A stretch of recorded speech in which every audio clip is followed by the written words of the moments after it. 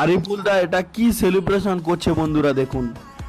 একটি বড় টিম যখন দুভাগ হয়ে খেলে, কালাম ব্রিগেডের তরফ থেকে আরিফুল বাবু সোনাদা এবং তরিকুল ব্রিগেডের তরফ থেকে নাসির, বাপন ও বাচ্চাদা খেলার শুরুতে দুর্দান্ত গোল করে দেয়। দেখুন দুর্দান্ত গোল করে দিল রাজদার করা গোলে এখান থেকে 1-0 গোলে এগিয়ে গেল কিন্তু নাসির, বাপন বা তরিকুল ব্রিগেড।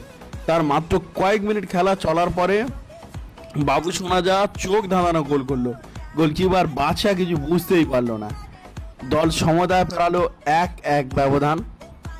দেখা যাক শেষ পর্যায়ে এসে সুলতান নাসির সুন্দর বল নিয়ে যাচ্ছিল, সেখান থেকে আরিফদা দারুণ আবার একটি স্কোয়ার গোল করে দিল।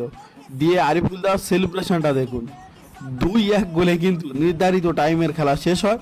সেখান থেকে চ্যাম্পিয়ন হয়ে যায় আরিফুল বাবু সোনাদা এবং হেরে যায় নাসির, বাপন, বাদশাদা।